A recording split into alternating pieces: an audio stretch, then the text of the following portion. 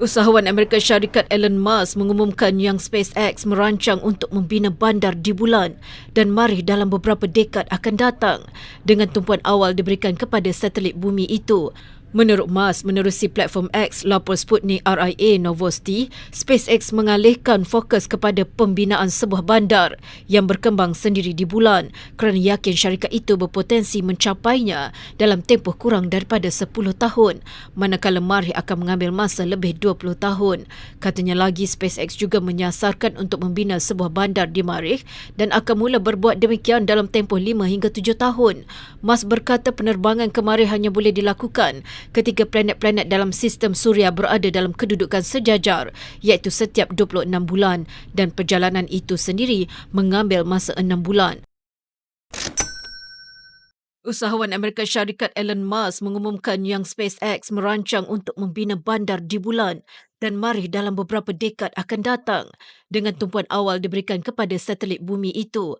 Menurut Musk, menerusi platform X lapor Sputnik RIA Novosti, SpaceX mengalihkan fokus kepada pembinaan sebuah bandar yang berkembang sendiri di bulan kerana yakin syarikat itu berpotensi mencapainya dalam tempoh kurang daripada 10 tahun, manakala Marikh akan mengambil masa lebih 20 tahun. Katanya lagi, SpaceX juga menyasarkan untuk membina sebuah bandar di Marikh dan akan mula berbuat demikian dalam tempoh 5 hingga 7 tahun.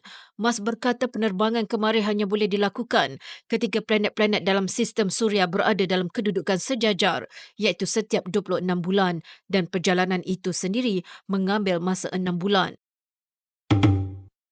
Usahawan Amerika Syarikat Elon Musk mengumumkan yang SpaceX merancang untuk membina bandar di bulan dan Marikh dalam beberapa dekad akan datang dengan tumpuan awal diberikan kepada satelit bumi itu.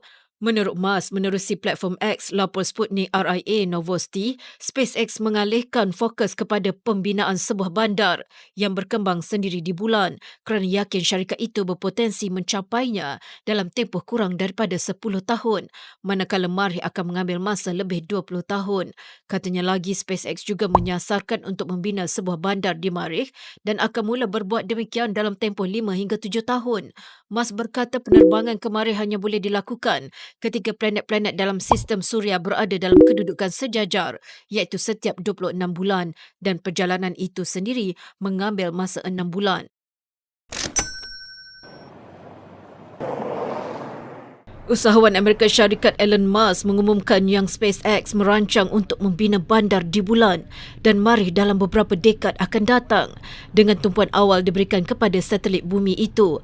Menurut Musk, menerusi platform X lapor Sputnik RIA Novosti, SpaceX mengalihkan fokus kepada pembinaan sebuah bandar yang berkembang sendiri di bulan kerana yakin syarikat itu berpotensi mencapainya dalam tempoh kurang daripada 10 tahun, manakala Marikh akan mengambil masa lebih 20 tahun. Katanya lagi, SpaceX juga menyasarkan untuk membina sebuah bandar di Marikh dan akan mula berbuat demikian dalam tempoh 5 hingga 7 tahun.